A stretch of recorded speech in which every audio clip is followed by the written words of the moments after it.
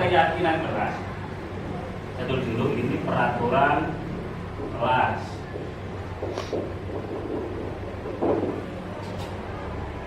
Terus selanjutnya kalau keyakinan kelas ini lebih ke kesepakatan. Kenapa dikatakan kesepakatan? Karena sebelum terjadinya kesepakatan, Anda harus mengumpulkan ide atau gagasan apa saja yang harus ada di kelas kita. Di sini. Terus yang kedua, peraturan kelas di sana terdapat yang namanya kata negatif.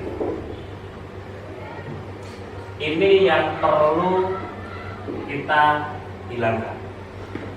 Kalau Anda pernah membaca atau pernah melihat video-video yang ada di sosmed, di situ terutama parenting.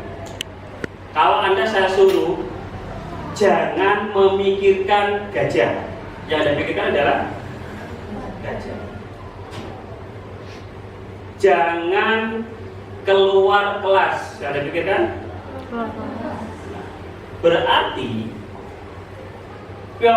pola pikir atau mindset itu sebenarnya dia itu menolak terkait kata negatif. Sehingga dari sini bisa dimunculkan bahwa perbedaan antara peraturan kelas dan keyakinan kelas. Kalau peraturan kelas ini terjadinya adanya hukuman, Anda tidak dilibatkan untuk membuat peraturan kelas. Akan tetapi kalau keyakinan kelas, Anda dilibatkan. Maka akan muncul keyakinan kelas 11 desain produksi busana atau 11 DPP tidak akan sama dengan kelas 11. Karena yang muncul adalah keyakinan kelasnya masing-masing. Mohon maaf, keyakinan kelas ini bukan terkait masalah kepercayaan atau agama, bukan ya. Ini keyakinan kelas. Ini untuk pembeda antara peraturan kelas dengan keyakinan kelas. Peraturan kelas itu terdapat hukuman. Kalau kesepakatan atau keyakinan kelas ini di sana muncul masalah kesepakatan kelas. Di sekolah kita ada peraturan sekolah dilarang terlambat. Kata negatifnya yang mana? Kata negatif dilarang. Kalau kita berbicara dilarang terlambat, yang Anda pikirkan adalah sebenarnya terlambatnya. Betul sekali, saya pribadi punya putra yang kecil. Saya ngomong pada saat anak saya lari-lari, saya ngomong, "Nak, jangan lari." Nada saya datar, biasa saja, "Nak, jangan lari." Tapi apa yang terjadi? Maka anak saya semakin lari. Karena di sana ada kata negatif, yaitu kata jangan. Terus bagaimana untuk merubahnya menjadi ke yang positif? Lah, inilah yang masuk dalam yang namanya keyakinan. Bagaimana merubahnya? Maka saya akan saya merubahnya adalah bukan "Nak, jangan lari", tapi saya cukup ngomong alangkah baiknya jalan atau berjalan saja dikarenakan lantainya mungkin licin dan sebagainya. Kita lihat, kita sama-sama hari ini membuat peraturan kelas. Dulu kita membuat peraturan kelas, saat ini kita ubah menjadi keyakinan kelas. Ini hindari kata negatif. Pada saat membuat keyakinan kelas atau peraturan kelas, kalau keyakinan kelas hindari kata negatif. Kalau peraturan kelas di sana masih muncul yang namanya adalah kata negatif. Hindari kata negatif saat membuat keyakinan kelas. Lain, contohnya dilarang, jangan, tidak boleh, harus masuk kelas, harus dan sebagainya. Itu termasuk dalam kategori kata negatif. Ini mari kita praktekkan. Oke. Mari kita membuat peraturan kelas dulu. Kita kumpulkan peraturan-peraturan kelas dari ide-idenya Anda semua. Kita kumpulkan sebanyak 10. Dari kalau sudah muncul peraturan kelas sebanyak 10 ini, selanjutnya kita ubah menjadi keyakinan kelas dulu. Itu adalah cara mudahnya untuk membuat keyakinan kelas. Mungkin yang pertama, mungkin ada yang sumbangsi ide peraturan kelas apa yang harus dimunculkan di kelas 11 DPB. Saya ucapkan terima kasih tadi Pak atau Romawi itu tidak boleh dengan adanya tanda titik gitu ya. Oke, terima kasih. Oke, lanjut. Jawab nanti kita lihat. Peraturan kelas 11 DPB, peraturannya dulu kira-kira apa? Saya tulis di sini.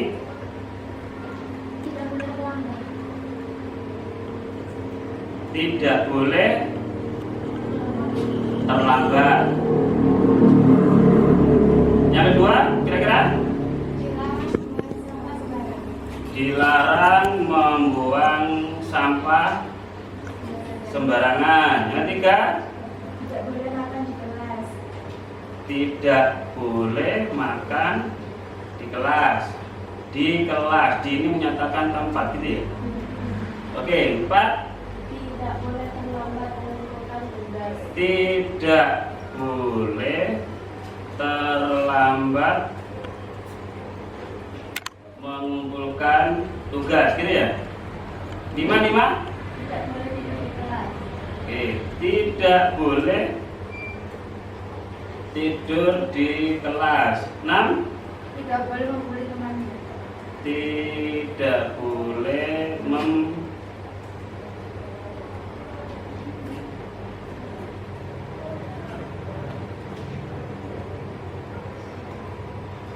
membuli temannya ya.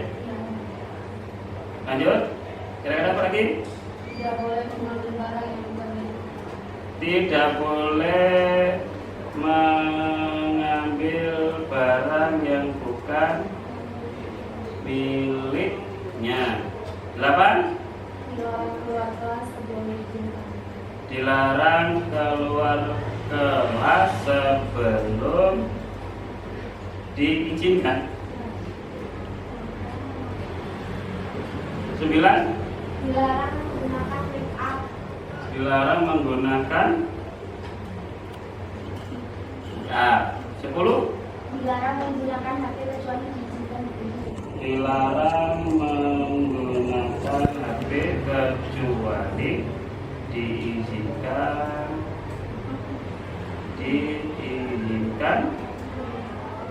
dulu.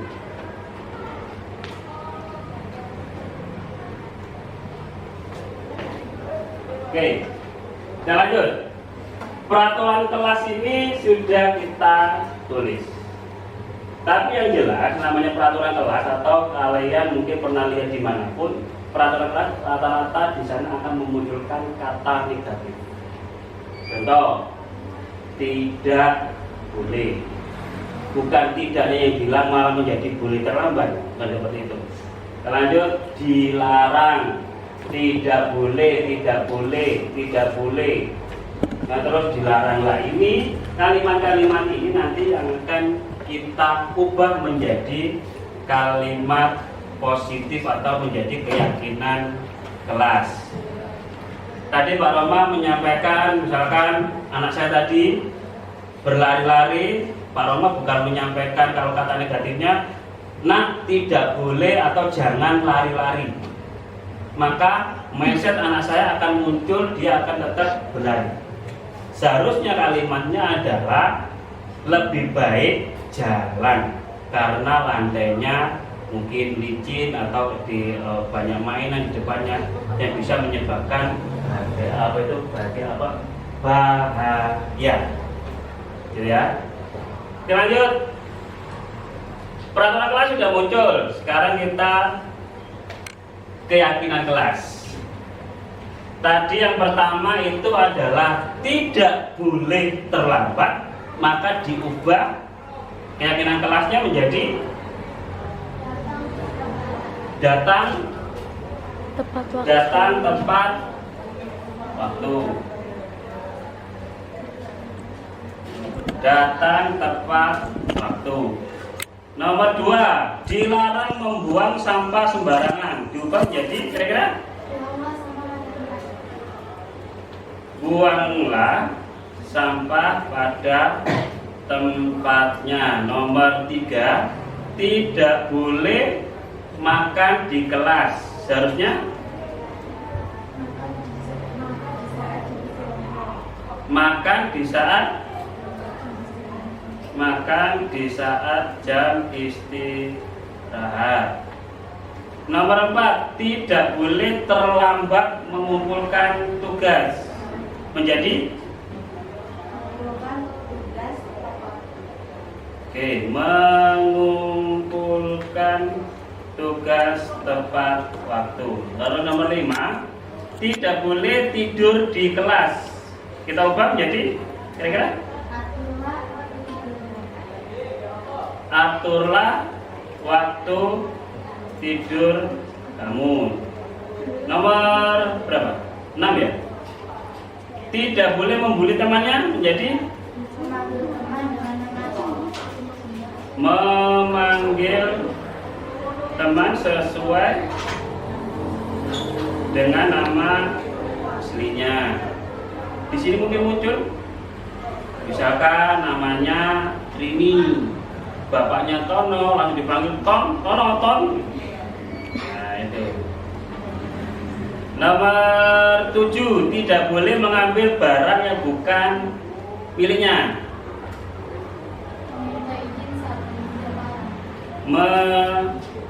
Meminta izin saat meminjam barang.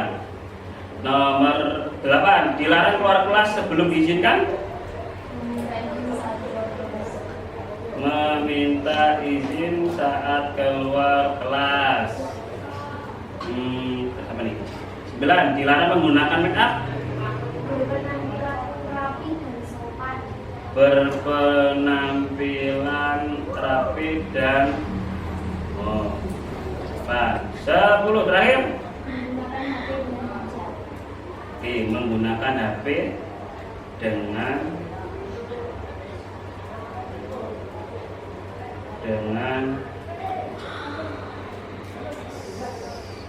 ini seharusnya ada di sini semua.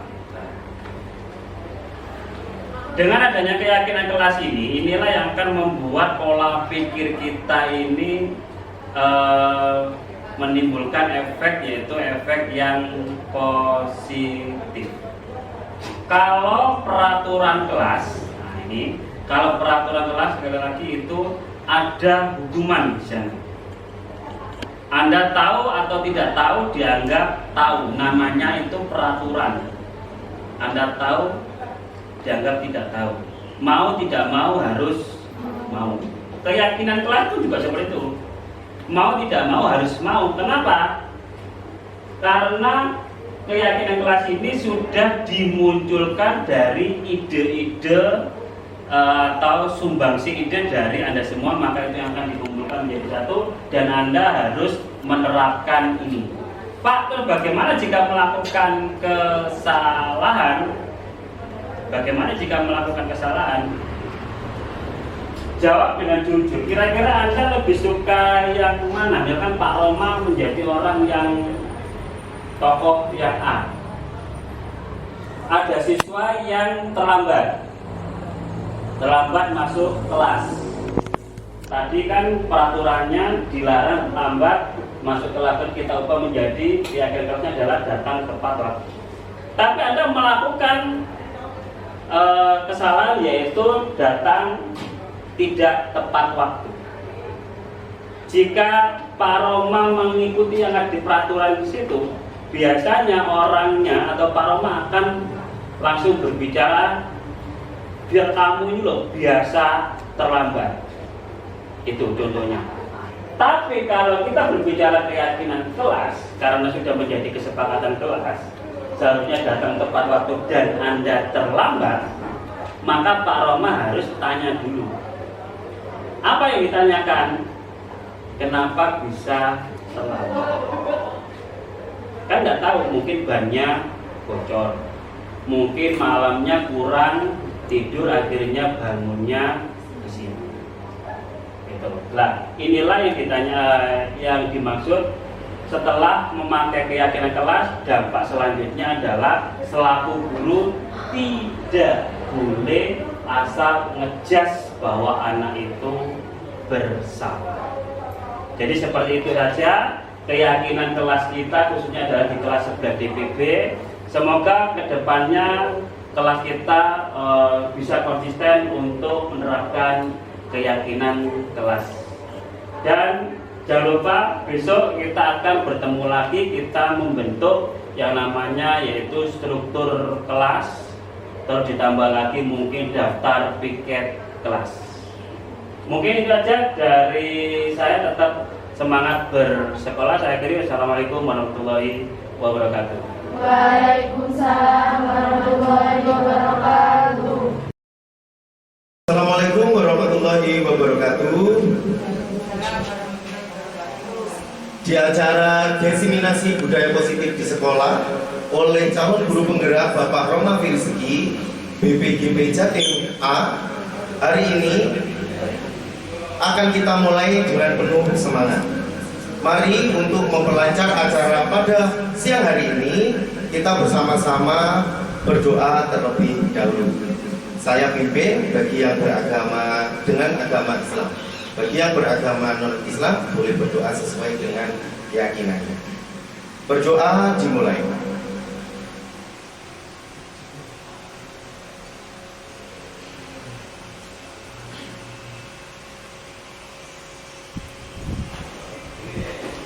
Terima kasih. Pada siang hari ini, Bapak Roma Firzki akan memaparkan berbagai pengalaman belajar dalam program guru penggerak angkatan 9, di mana di dalamnya adalah materi tentang budaya positif. Semoga pada siang hari ini kita semua yang berkumpul di sini bisa mengambil manfaat, bisa mengambil semangat untuk bisa diterapkan di sekolah kita. Terima kasih, saya langsung kembalikan acara ini dan dibantu langsung oleh calon guru penggerak kita. Mohon beri aplaus kepada Bapak Roma Firzki. Kepada beliau saya persilakan.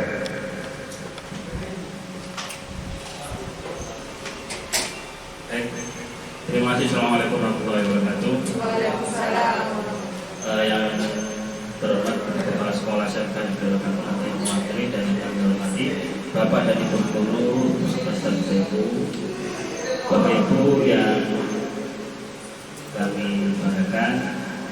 Saya di depan ini bukan orang yang paling pintar, cuma kebetulan saya ikut di guru penggerak, sehingga ilmu yang ada di guru penggerak ini perlu saya diseminasikan kepada panjenengan semuanya. Dan ini supaya memiliki dampak positif. Apakah sekolah serta negara kampung mulai kemarin itu budayanya negatif? Tidak seperti itu sebenarnya, tapi ini adalah ilmu tambahan, atau kalau di ranah sebuah kedokteran ini adalah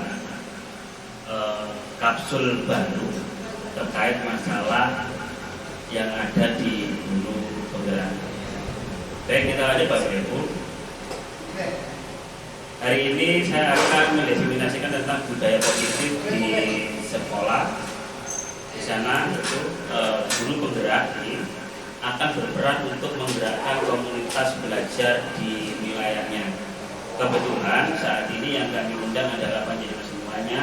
Harapannya adalah nanti kita bisa mendapatkan budaya positif ini kepada teman-teman yang lain, sehingga menjadi pengajar praktik bagi rekan guru lain terkait pengembangan pembelajaran di sekolah, hingga mendorong peningkatan kepemimpinan murid di sekolah. Selanjut, suasana positif dalam lingkungan sekolah ini seperti apa sebenarnya?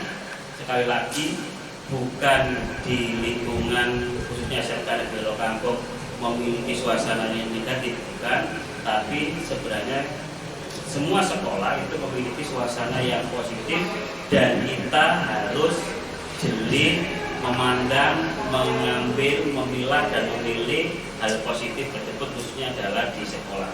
Kalau kita bisa mengambil sisi positif, memilah dan memilih terkait hal yang positif, maka itu adalah salah satu bentuk aset kekuatan kita. Kita lanjut.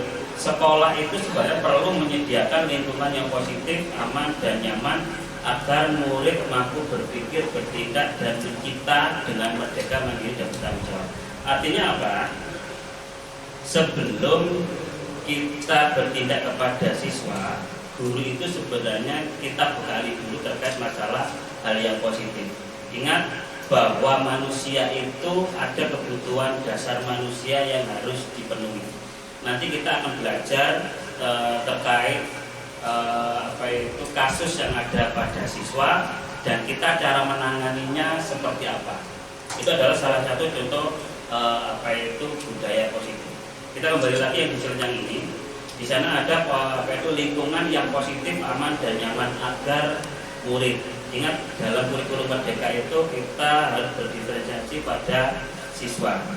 Nah, pada saat kita melakukan tindakan kepada siswa, guru itu sebenarnya harus mengetahui posisinya, apakah sebagai penghukum, apakah sebagai pemantau, apakah sebagai teman, apakah sebagai manajer. Nanti kita akan mendetailkan seperti ini. Terus selama ini mungkin kita melakukannya itu rata-rata lebih ke ranah hukuman.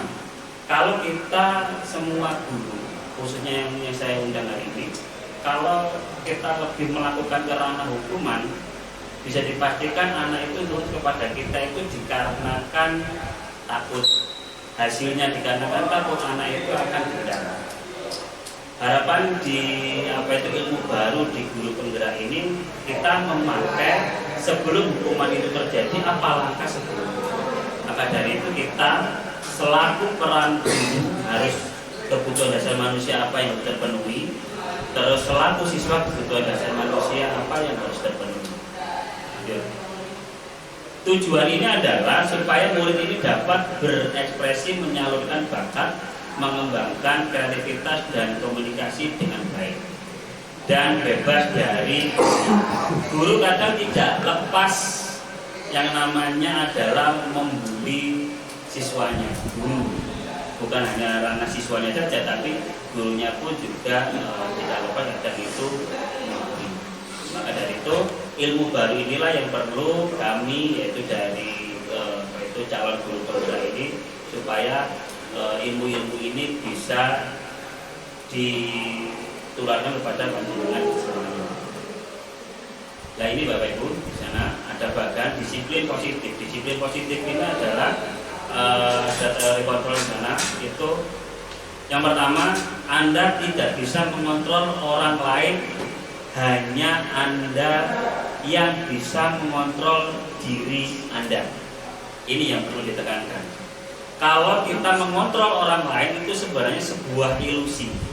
Contoh misalkan kebetulan saya Desember Nadiro Kangkung sebagai kurikulum, dan bayangan saya adalah bisa mengontrol teman-teman agar KBL-nya berjalan 100%, itu adalah sebuah ilusi sebenarnya, atau sebuah perencanaan yang mana pada saat pelaksanaannya nanti pasti ada hambatan, dan hambatan-hambatan itulah yang kita harus carikan solusi.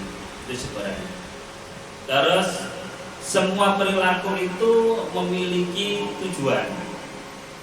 Baik orang itu yang melakukan tindakan yang negatif, orang atau maksudnya guru atau siswa melakukan tindakan yang negatif atau tindakan yang positif, itu sebenarnya memiliki tujuannya masing-masing. Kalau siswa atau kita selaku guru menaati peraturan sekolah atau menaati peraturan selaku mungkin kebetulan teman-teman ini banyak yang sebagai ASN, itu menaatinya itu dikarenakan adalah untuk menghindari hukuman. Bahkan siswa pun sebenarnya nurut kepada kita itu biasanya itu lebih condong untuk menghindari hukuman. Sehingga kalau ini terjadi pada kita, itu sebenarnya motivasinya itu sebatas dari luar saja, bukan dari dalam. Atau pada saat pembelajaran kita sering memberikan reward kepada anak-anak, sehingga yang anak-anak yang diberi reward itu lebih semangat dengan pembelajaran kita. Itu sebenarnya masih motivasinya masih ekstrim aja, atau dari faktor luar aja. Dari dalam ini yang anak-anak yang sulit, itu yang kita bikin sebenarnya. Sehingga tujuannya di sini adalah kita harus masuk ke bagian motivasi intrinsik, yaitu untuk menghargai dirinya sendiri. Misalkan siswa melakukan tindakan kesalahan, yang kita bidik adalah bukan siswanya, akan tetapi kesalahannya, supaya anak ini memahami kesalahan tersebut, sehingga dia masuk ke menghargai dirinya sendiri. Nah, itu terkait masalah siswa. Sedangkan siswa nanti ada yang mengontrol. Yang mengontrol ini siswa siapa? Itu adalah kita selaku bapak ibu guru. Yang pertama, kita sebagai penghukum. Penghukum itu langsung tiba-tiba, misalnya ada siswa terlambat, silakan langsung kamu cuci atau membersihkan WC, itu penghukum.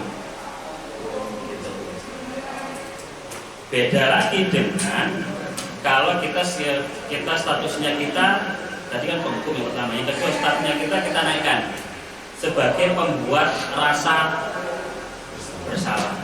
Rasa bersalah itu biasanya guru itu ngomong gini, kamu loh kok sering terlambat, tidak kasihan tak dengan orang tuamu? Orang tuamu yang bekerja itu sampai panas-panasan dan sebagainya. Itu adalah guru menghukumnya adalah bukan pakai fisik, akan tapi secara verbalnya dia menghantam, yaitu di bagian pembuat rasa bersalah. Itu kita pakai pilih yang mana? Terus yang kedua adalah teman-teman. Terus selanjutnya ini beda di teman ini. Nah ini kebanyakan guru akrab dengan siswanya, tapi siswa tidak memahami bahwa di situ adalah statusnya guru dan dia adalah statusnya siswa, sehingga kebablasan. Kalau sudah kebablasan di sini, maka siswa tersebut dengan guru itu tidak ada batasan, omongannya akan lebih rasa menghargai atau tawadhunya atau adabnya atau akhlaknya sudah berkurang. Terus kita itu kalau kita berperan sebagai selaku guru, sebagai teman. Kalau sebagai pemantau, yang kelima adalah manajer. Manajer inilah yang perlu kita terapkan. Ini yang perlu kita terapkan. Bagaimana manajer ini? Nanti berarti kita akan share-kan atau saya putar videonya. Intinya adalah di manajer ini kita harus yang namanya di bawahnya itu ada segitiga distribusi, menstabilkan identitas. Mungkin di teman-teman BK ini sudah paham menstabilkan identitas. Jadi kalau ada anak melakukan kesalahan, contohnya terlambat, menstabilkan identitas itu kita tanya bagaimana kabarnya hari ini, apakah tim hari ini sedang bahagia, kalau susah kenapa, itu menstabilkan identitas. Terus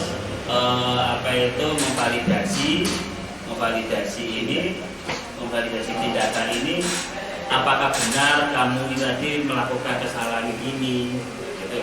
Terus yang terakhir adalah menanyakan keyakinan. Menanyakan keyakinan ini bukan masalah agama loh, cuma menanyakan keyakinan ini adalah apakah benar tadi terlambat, ya seperti itu. Terus yang kedua, jika terlambat, kenapa melakukan terlambat itu? Alasannya apa? Kalau sudah ketemu alasannya apa, baru ke solusi sebenarnya. Solusinya ini apa jika melakukan terlambat? Kemarin pada saat kita lihat itu dengan anak kelas 12, ternyata mohon maaf Bapak Ibu, kelas 11 bernama Jati. 11 TSN berapa? TSN terlambat. Ditanya, Pak mohon maaf, saya tadi malam membantu ibu saya membuat Kentucky sampai jam 1:30.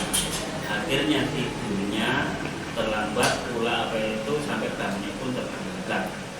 Jika kita selaku guru langsung menerapkan di bagian posisi satu langsung menghukum, maka anak ini akan nurut kepada kita. Itu dikarenakan takut. Tapi kalau kita mengetahui kenapa kamu terlambat dan sebagainya, kita mundur alasannya apa, itu yang lebih mengena kepada hatinya anak dan dia akan lebih paham terkait kesalahan. Itu adalah yang kita. Sehingga kalau kita sudah mengetahui tentang anak ini kenapa terlambat, yaitu terlambatnya dikarenakan kurang tidur itu adalah masuk ke bagian 5 kebutuhan dasar manusia. Sebenarnya di sana 5 kebutuhan dasar manusia. Nah, itulah yang yang saya maksud terkait sebelum kita melakukan tindakan apapun, kita selaku guru kita memposisikan yang mana, apakah sebagai penghukum, apakah yang membuat rasa bersalah, apakah sebagai teman, apakah pemantau, apakah manajer. Kalau kita sudah kalau kita sudah mengambil tindakan antara 1, 2, 3, dan 4 untuk lanjut di bagian segitiga restitusi ini lebih sulit. Kita harus meletakkan posisi kita yaitu di bagian manajer sehingga kita bisa melaksanakan namanya segitiga ini restitusi. Kalau sudah kita masuk di segitiga restitusi, pasti kita akan menerapkan namanya 5 kebutuhan dasar manusia. Saya pribadi mohon maaf, saya pribadi memiliki 5 kebutuhan dasar manusia, baik secara psikologis maupun secara fisik. Nah, kita lanjut. Itulah harapannya adalah supaya kita dapat mewujudkan budaya positif. Sekolah harus menciptakan iklim pendidikan yang mengutamakan kebiasaan positif dan menjadi budaya sekolah yang berpihak kepada murid. Nah, berpihak kepada murid, maka adalah videonya dan kita ini posisi penghukum.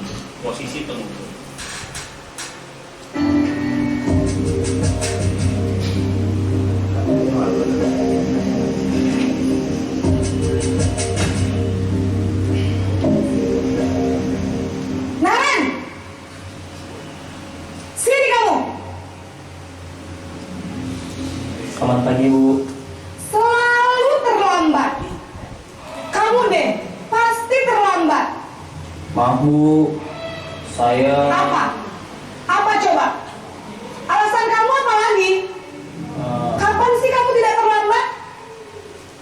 Malas sekali ya kamu jadi anak. Saya Dasar pemalas. Gak kapok-kapok sih kamu. Sudah berapa kali terlambat? Sana, kamu keliling lapangan basket 2 kali. Kenapa saya harus keliling lapangan basket, Bu? Kenapa? Kamu melawan ibu? Berani-beraninya jawab. Sudah terlambat, masih berani jawab pula. Sekarang, keliling lapangan basket 5 kali sekalian. Biar kapok. Cepat, pergi sana ke lapangan basket. Posisi penghukum biasanya berbicara dengan nada tinggi, menghardik, menunjuk-nunjuk, menyakiti, dan menyindir. Hukuman bisa berupa fisik maupun psikis. Ibu dan bapak guru hebat, dampak yang terjadi pada murid ketika guru berada pada posisi penghukum adalah murid cenderung akan memberontak, bahkan menyimpan dendam.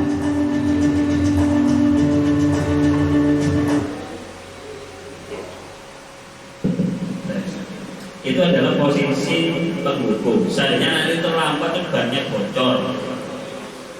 Nah itu kan kita kan mungkin sulit untuk mencari alasan kenapa anak ini terlambat. Kalau banyak bocor bagaimana solusinya kita kan gitu. Cuman kadang kita itu lebih ke yang namanya adalah itu alasan kamu aja. Kita benar-benar saat ini lagi kita harus benar-benar menjadi guru yang dicintai muridnya. Itu adalah posisi tadi itu posisi penghukum. Bahkan ada kata-kata bullying.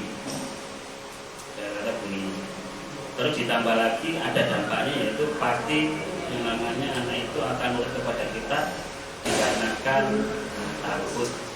Hasilnya lagi anak ini dendam. Ini yang posisi pembuat merasa bersalah.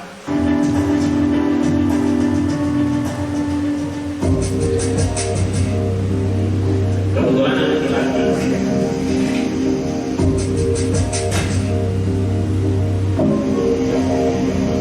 Naren!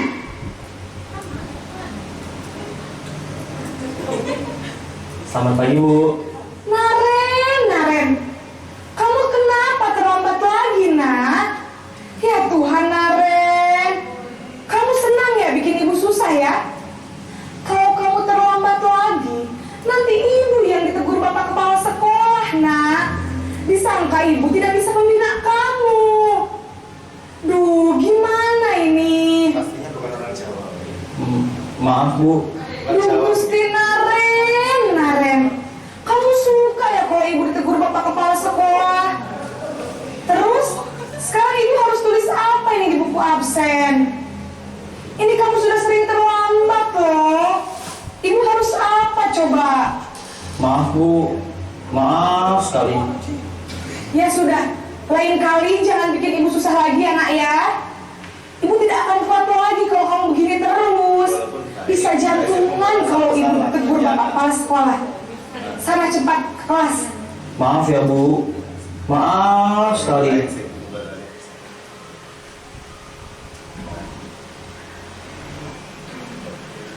Posisi pembuat rasa bersalah berbicara dengan nada tenang, cenderung lembut.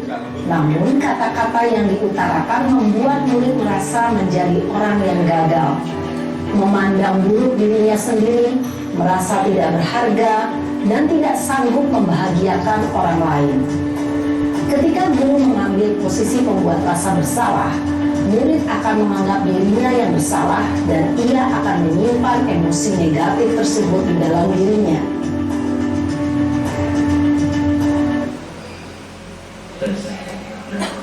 Baru saja adalah pembuat rasa bersalah. Statusnya kita dari selaku guru, jadi apakah kita sebagai hukum atau sebagai rasa bersalah. Mohon maaf, ini ada contoh konkret sebenarnya di tetangga saya. Ini anak ini tidak lulus SD, dikarenakan oleh orang tuanya sudah ngecek bahwa percuma kon sekolah dari Pon daerah sukses. Ibu yang ngomong, seorang ibu. Letaknya adalah di tetangga saya, itu dekat kampung. Ternyata memang anak ini mainnya adalah berteman dengan anjing, sukanya nembak burung, tapi sambil membawa anjing.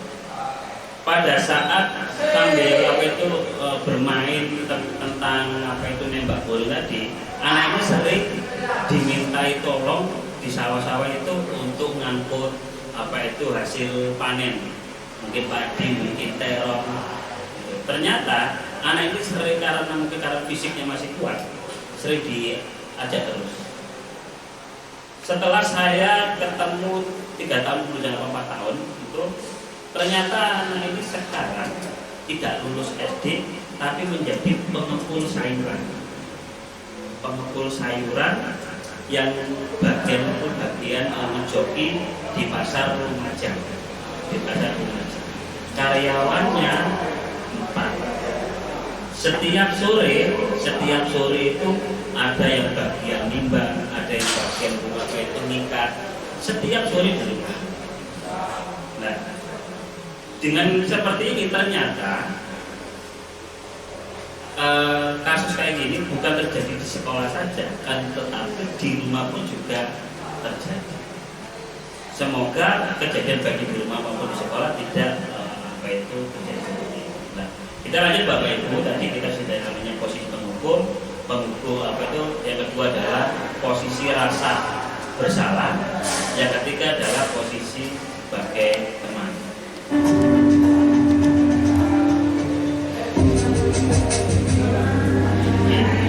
Nah, ada lagi dua.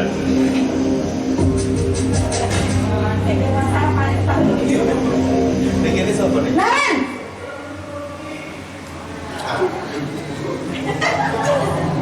Selamat pagi Bu. Wah, sudah jam berapa ini nak? Terlambat lagi ya sayang. Iya Bu, habis ibu saya lupa bangunkan saya Bu. Kamu malah menyalahkan ibu kamu. Kamu bukannya anak yang larinya paling kencang. Kok terlambat sih? Iya Bu, saya memang terlambat bangun tadi. Jadi biarpun saya lari kencang, tetap gak kekejar Bu. Ya sudah sana, nanti lain kali larinya lebih kencang lagi ya. Biar gak terlambat lagi. Bikin senang ibu, demi ibu. Bisa kan? Bisa lah Bu. Ya sudah sana masuk kelas. Ibu beresin urusan absen kamu. Kamu ini ada-ada saja. Dalam posisi teman, guru berbicara dengan nada suara ramah, akrab, cenderung bersenda gurau untuk menjaga suasana tetap santai. Murid akan merasa senang, aman, dan akrab dengan guru. Identitas yang tercipta adalah identitas sukses atau berhasil. Namun, perlu diingat, karena ini masih dorongan eksternal, maka ada faktor ketergantungan dari murid kepada orang tertentu. Di sini guru absennya, sehingga di lain waktu murid bisa berperilaku baik, namun hanya kepada orang-orang tertentu saja. Ini sering. Ada siswa yang nurut kepada kita, cuma kita saja, yang lain enggak, yang lain tidak. Ya mungkin karena kita memposisikannya adalah sebagai bahkan sebagai penghukum pun dia itu akan nurut kepada kita, mungkin kepada saya dan kepada Roma, karena takut kepada saya, tapi guru yang lain tidak. Selain itu, Naren!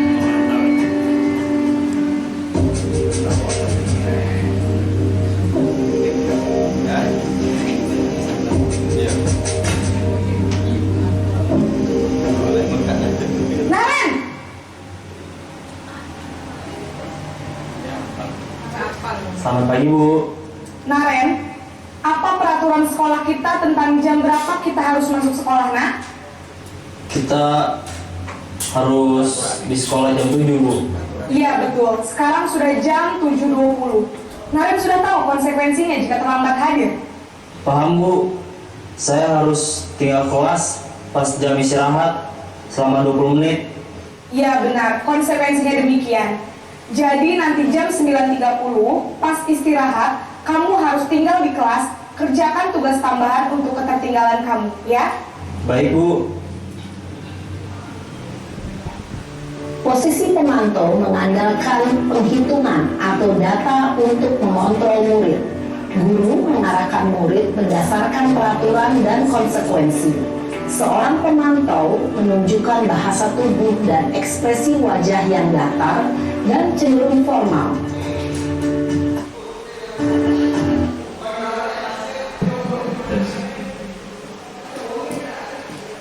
lanjut.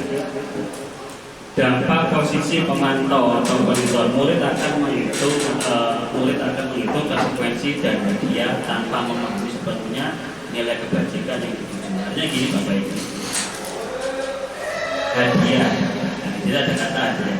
Kita itu sering memberikan reward kepada anak, itu sebenarnya dampaknya adalah kurang baik juga kalau terlalu banyak memberikan reward, karena jangkanya hanya jangka pendek, bukan jangka panjang. Kalau kita sering memberikan hadiah bahkan kepada anak kita sendiri, anak tersebut yaitu kembali lagi dia akan nurut, dia akan mau kepada kita jika ada iming-imingannya.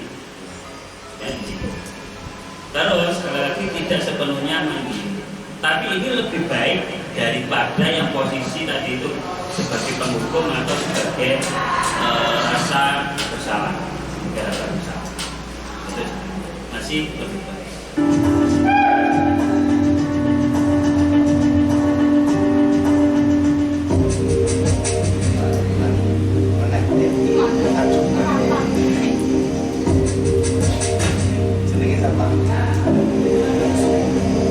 Naren!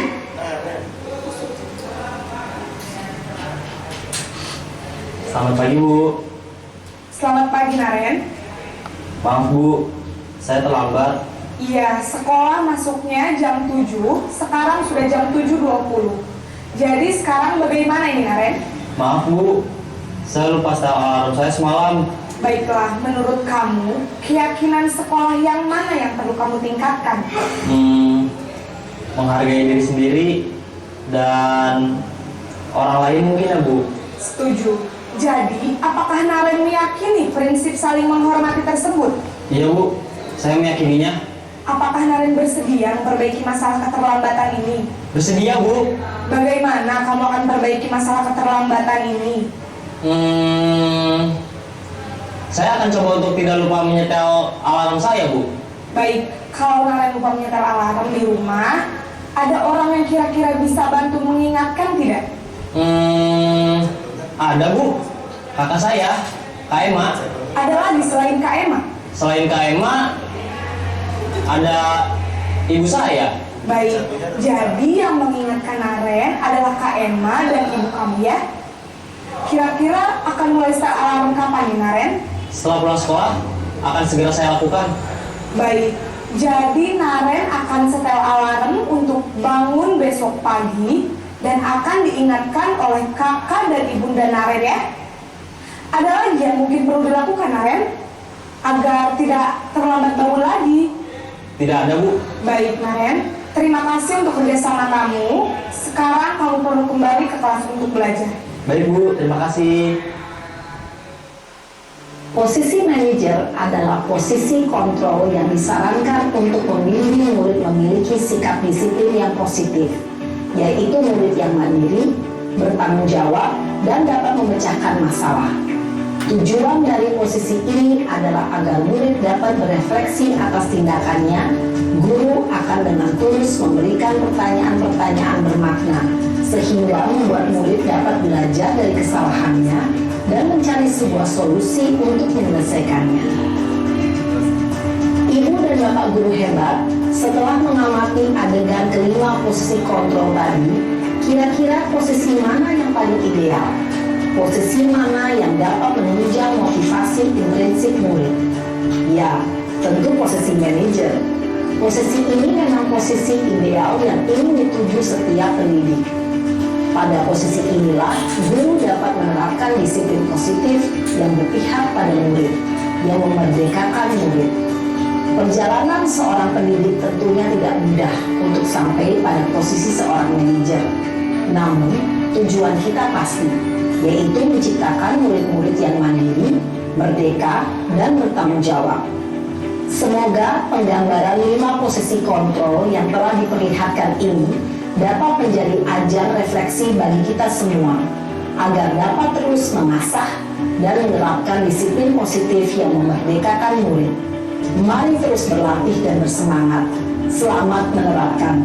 Salam dan bahagia, Ibu dan Bapak guru hebat. Kita lanjut Bapak Ibu. Inilah yang kami maksud dari terkait masalah disiplin positif. Sekali lagi memang untuk menerapkan melakukan disiplin positif itu tidaklah mudah. Memang berarti di sana ada hambatan. Ini yang perlu kita kuatkan. Tapi panjenengan tidak perlu patah semangat. Paling tidak siswa kita ini sekitar kurang lebih 400, mungkin tidak kesemuanya langsung kita bina kesemuanya seperti itu nurut semua. Kalau kita berpikiran 400 sekian harus nurut kepada kita semua, itu adalah salah satu bentuk ilusi kita sebenarnya. Salah satu bentuk ilusi kita. Pasti di sana ada yang nurut, ada yang tidak.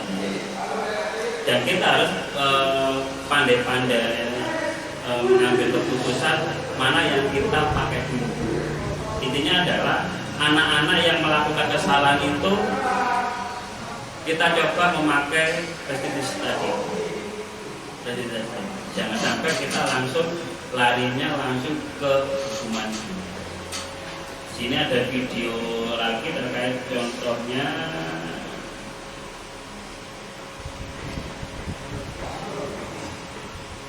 Restitusi.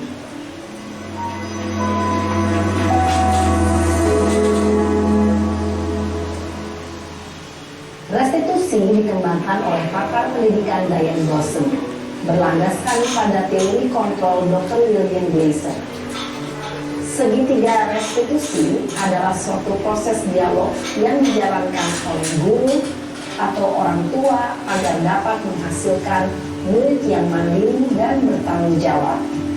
Pada saat guru di posisi manajer, aspek yang dikembangkan pada murid adalah motivasi intrinsik, sehingga penanaman nilai-nilai kebajikan dapat tumbuh dan berkembang menjadi suatu kebiasaan positif yang akhirnya membentuk karakter murid. Proses dialog ini terdiri dari 3 langkah yang digambarkan pada ketiga sisi pada segitiga restitusi. Sisi pertama adalah menstabilkan identitas. Sisi yang kedua adalah validasi tindakan yang salah. Dan sisi yang ketiga adalah menanyakan keyakinan. Ibu dan Bapak guru, berikut ini akan ditunjukkan bagaimana seorang guru berada dalam posisi manajer menggunakan penerapan segitiga restitusi.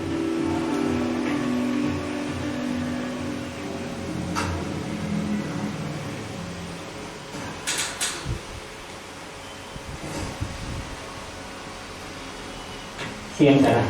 Siang Pak. Sudah lama nggak ketemu Sarah. Kenapa hari ini ada di sini? Kesel Pak, kesel banget. Masa aku dikatain tukang fitnah Pak? Ya aku marah lah. Aku dari dikatain Eka di depan kelas. Kesel banget. Oh begitu. Ya pasti kamu marah dan kesal. Bapak juga akan marah apabila ada yang menuduh Bapak seperti itu. Kemudian pada saat itu kamu mau melakukan apa? Ya saya langsung ngatain Eka lah Pak. Kesel banget. Saya bentak-bentak dia di depan teman-teman lain. Oh begitu.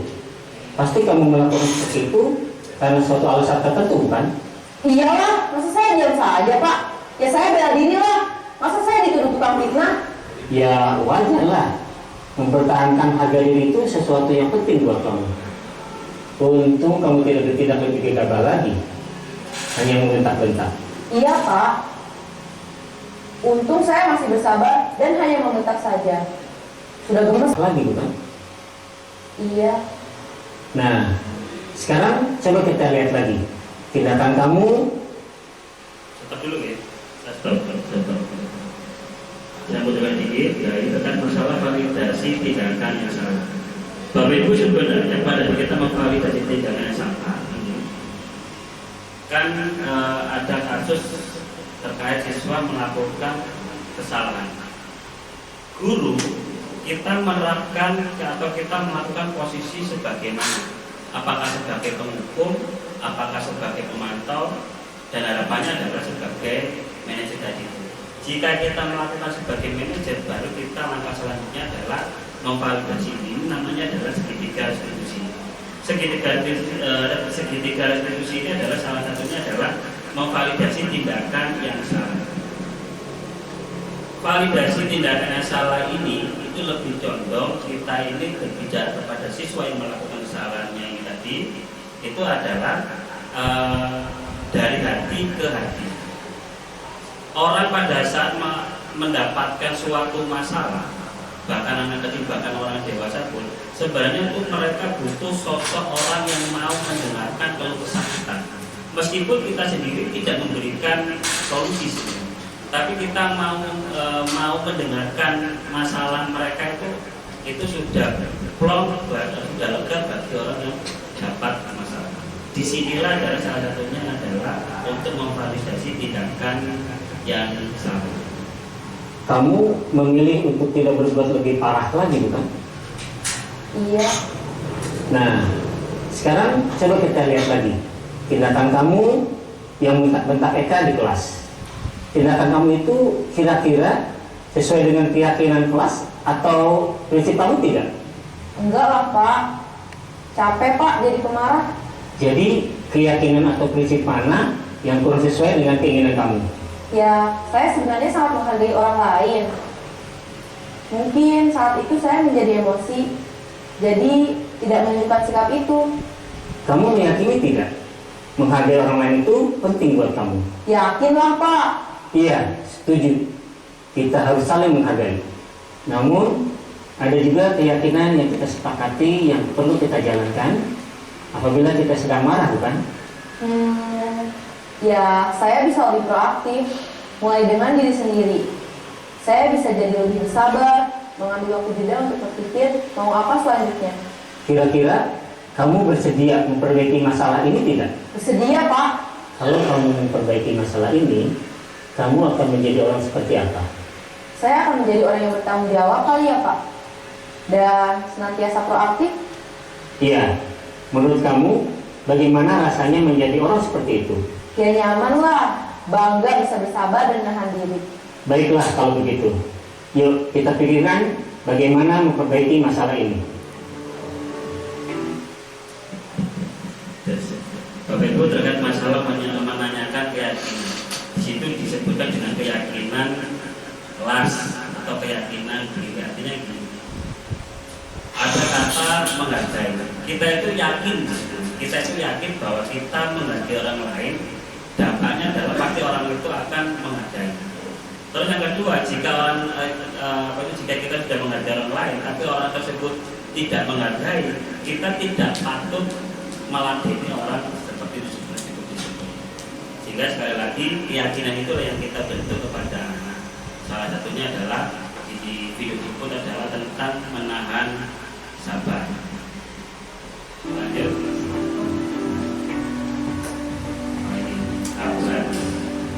Ibu dan Bapak guru hebat.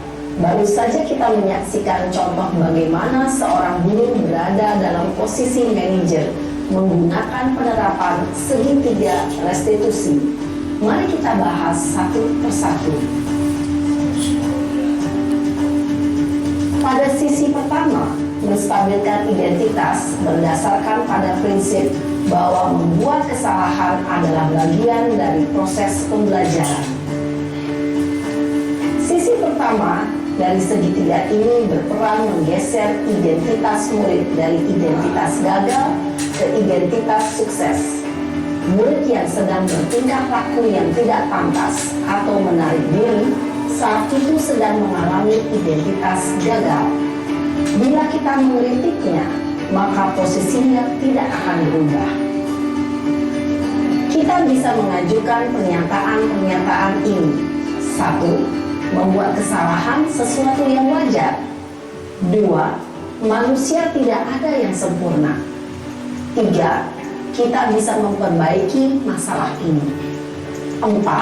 Saya tidak menanyakan kesalahannya.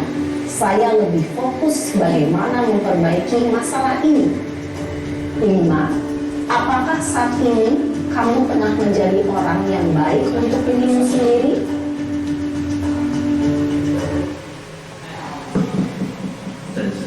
Selanjutnya Bapak Ibu, di situ sudah ada juga pernyataan terkait masalah menstabilkan identitas. Hati-hati dengan membuat kesalahan adalah sesuatu yang wajar. Ini perlu dihati-hati. Sama halnya kita ini sudah besar, sudah bapak-bapak dan sudah ibu lah. Anggap kita pernah pacaran. Ada anak mengalami kasus tentang pacaran. Terus kita ngomong kepada anak pada saat mau menstabilkan identitas. Tidak apa-apa. Pacaran itu adalah anak muda. Pak Roma pun juga pernah pacaran. Itu yang baik. Kalau berbicara benar atau baik, benar. Tapi tidak baik. Seandainya Pak Roma ini adalah seorang ulama besar, terus ngomong nggak apa-apa pacaran itu. Toh saya pernah pacaran, pasti jamaahnya ikut pacaran semua. Salah satunya dari situ.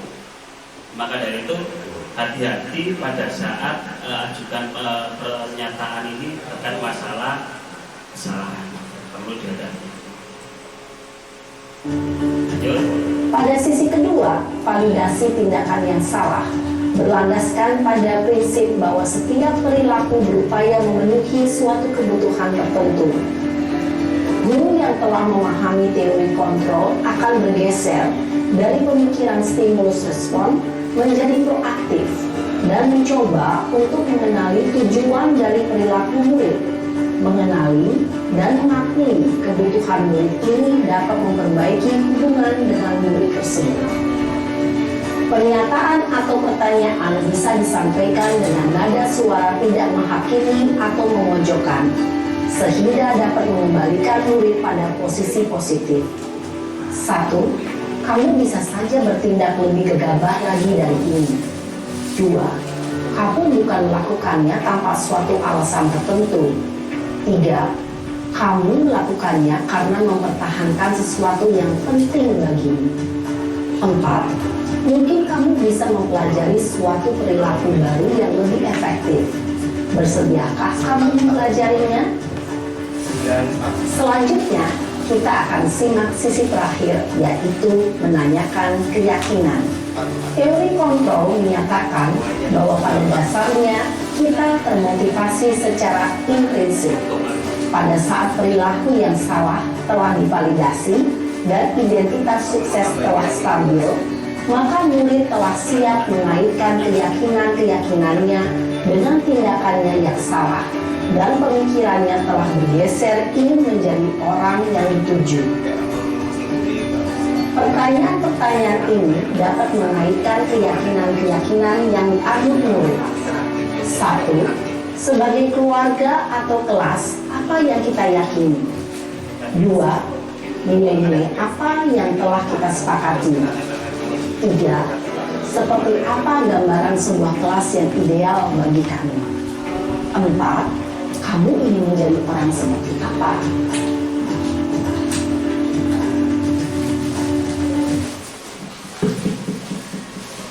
Terima kasih Bapak Ibu. Jadi ini terkait masalah budaya positif. Tadi kita lebih berputar atau menekankan tentang segitiga restitusi, terus posisi kontrol, yaitu selaku sebagai guru. Terus supaya tidak lupa bahwa selain itu kita juga ada yang namanya adalah keyakinan kelas. Ini aja teman-teman. Mana banyak?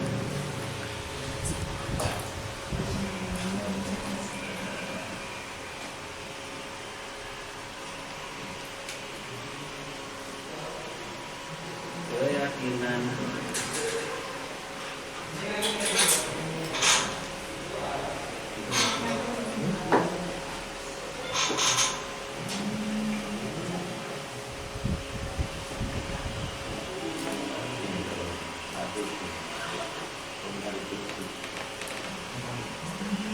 yang terakhir,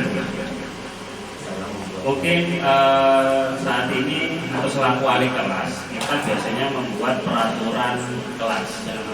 Peraturan kelas ini biasanya muncul atau cirinya adalah adanya kata negatif. Ini yang pertama, contohnya adalah peraturan kelas ini.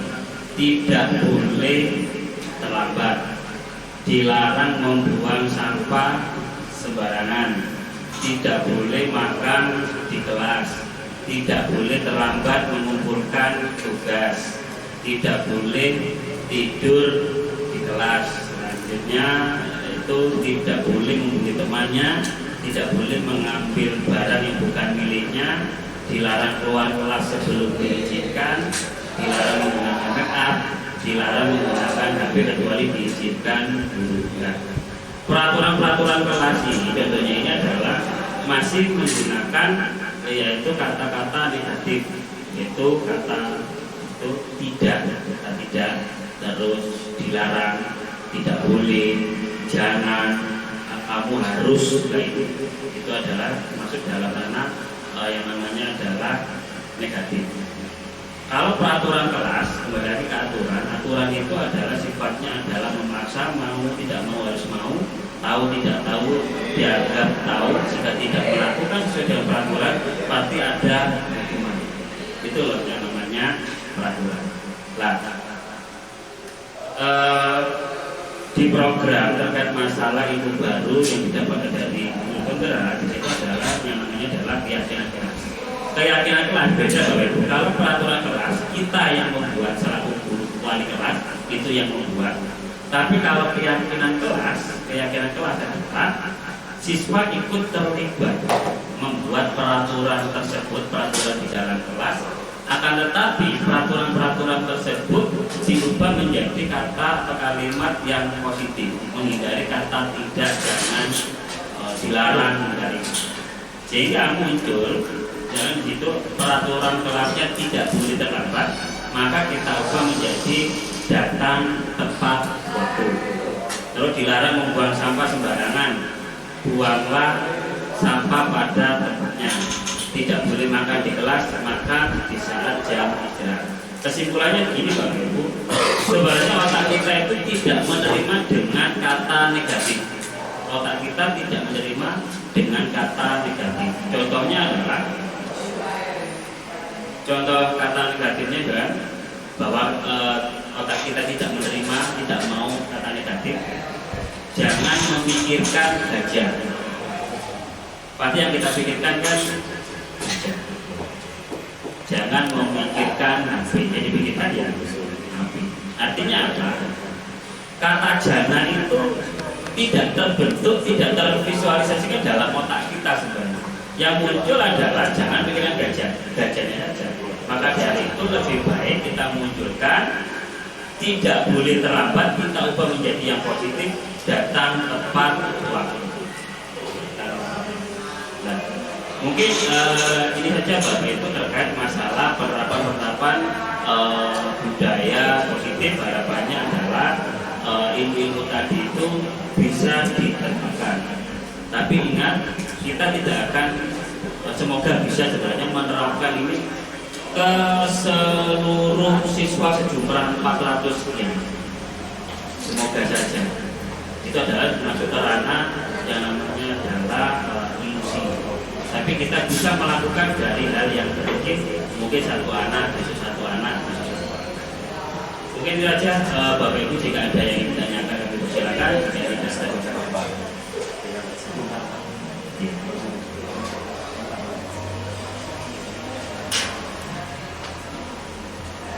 terima kasih atas kesempatannya bertanya kepada Pak Roma. Dari pemaparan Pak Roma yang sangat lengkap dan rinci tadi,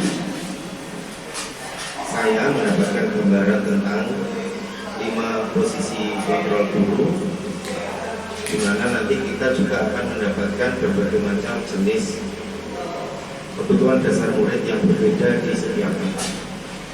Selanjutnya, sebagai bentuk program budaya positif yang dapat diterapkan di sekolah kita dengan memperhatikan teori motivasi, 5 posisi kontrol guru, sertifikat restitusi, dan 5 kebutuhan dasar manusia, kira-kira program budaya positif apa yang bisa kita praktekkan ke depan di sekolah ini dengan melihat berbagai macam sumber daya aset yang ada. Terima kasih.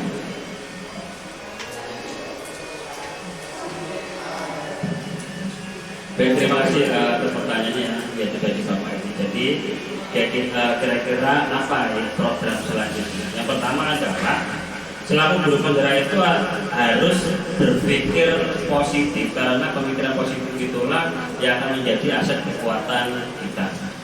Sehingga kalau melihat kondisi sekolah kita ini yaitu sebenarnya tidak bisa dikatakan jauh dari kota, akan tetapi untuk akhlaknya anak-anak ini yang perlu kita tebalkan, bukan guru, tapi perlu kita tebalkan. itu adalah salah satu bentuk program selanjutnya, sehingga kepada kita bisa menerapkan penebalan akhlak anak-anak itu bisa terpenuhi terkait masalah kebutuhan dasar manusia, yaitu kasih sayang dan rasa diterima. Mungkin itu saja. Terima kasih. Ada lagi?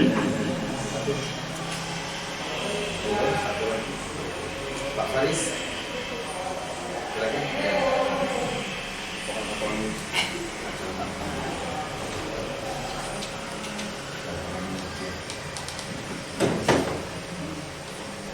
Assalamualaikum warahmatullahi wabarakatuh. Terima kasih atas kesempatan yang telah diberikan kepada saya untuk bertanya. Pertanyaan saya begini Pak Roman. Kan ada yang pepatah kuno mengatakan katanya ini guru lagi biru. Apakah salah ketika saya memberikan contoh, misalkan datang tepat waktu atau memberikan suatu pelajaran dengan mencontohkan saya sendiri ke anak-anak seperti itu? Apakah itu salah satu masuk dalam posisi kontrol kepada anak-anak atau dalam kategori yang lain? Begitu. Terima kasih.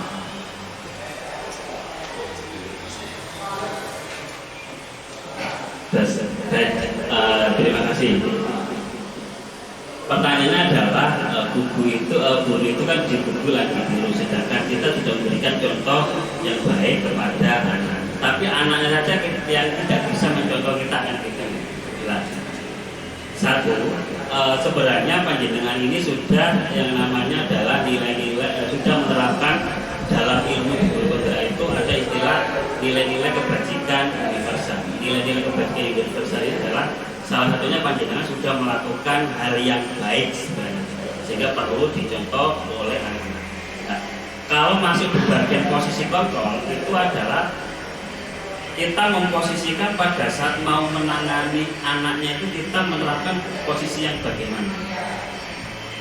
Posisi yang bagaimana? Apakah kita mau melangkah di bagian sebagai penghukum? Betul, kita sudah memberikan contoh pada anak bahwa kita datang tepat waktu, sudah memberikan contoh. Kita yang gurunya. Tapi pada saat ada objek yaitu siswa melakukan kesalahan, kita mau bertindak kepada anak, kita ini memposisikan sebagai apa?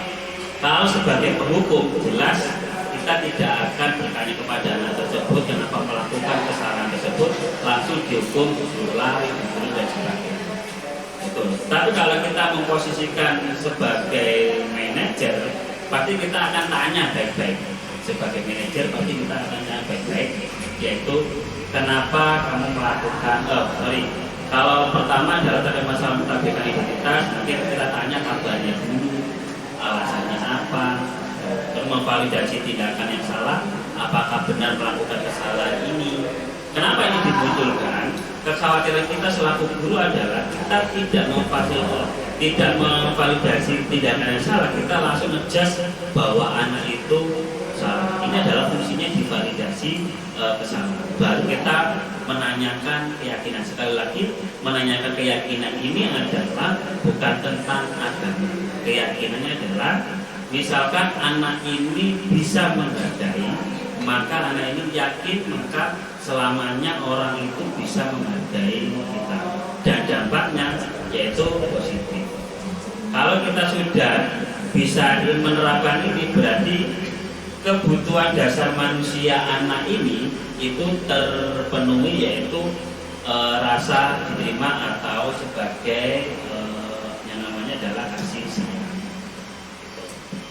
Kita bisa nggak Bapak Ibu melihat, sekali lagi saya yakin bisa, bukan anak ini melakukan apa itu di kelas, anak ini tidur terus, maka kita bisa melihatnya, kita menerapkannya seperti apa kita bisa melihat.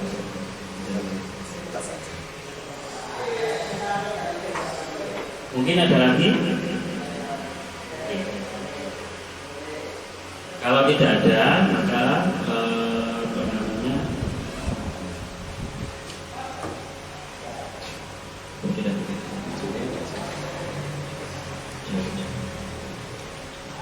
ya baik, kalau tidak ada, saya kembalikan lagi kepada moderator. Mungkin itu saja dari saya. warahmatullahi wabarakatuh.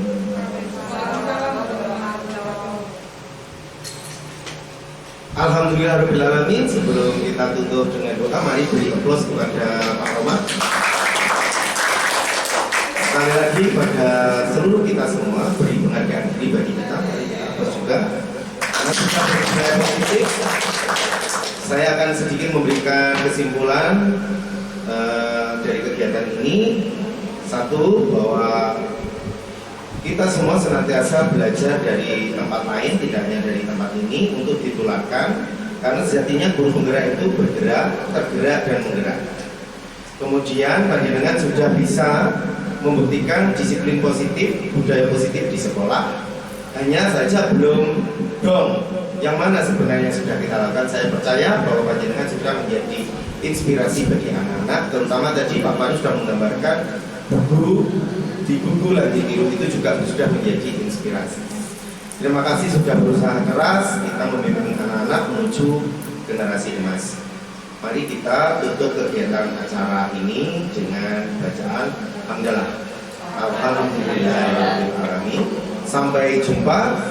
Salam guru penggerak, bergerak, tergerak, menggerakkan. Salam bahagia. Wassalamualaikum warahmatullahi wabarakatuh.